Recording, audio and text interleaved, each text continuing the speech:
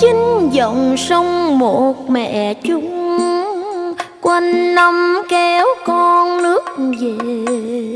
Phù sa tốt tươi đồng xanh, bốn mùa mưa nắng yên vui.